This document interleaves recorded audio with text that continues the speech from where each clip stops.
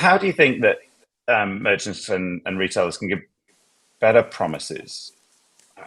What are the challenges specifically that they're facing in that area?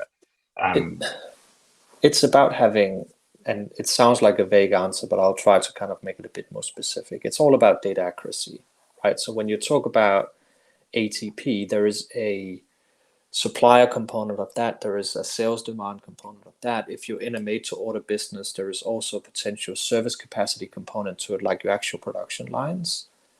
All of this is data that is being fed from multiple potential sources.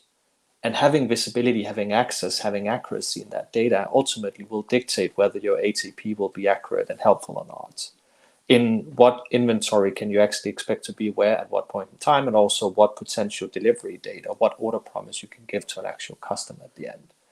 So I think one of the essential components of being able to do these types of things, meaning work actively with ATP to manage customer expectations, is to simply have systems that are open and transparent by nature, where you have accessibility to the data on which they themselves operate, but equally there are other systems, other components of your architecture that need to leverage that data too, meaning insight into your lead time for supply chain should not be an internal consideration of any given system. That should actually be made available to the architecture, the wider architecture, because that insight, that data piece, will be of benefit elsewhere too, especially if you're starting to consider your ATP being managed outside of your ERP, which we see quite frequent and often these days, simply because it's, as I said, there is innovation potential. It's a customer experience expectation, meaning a different type of system like an OMS, as an example, is typically where that resides.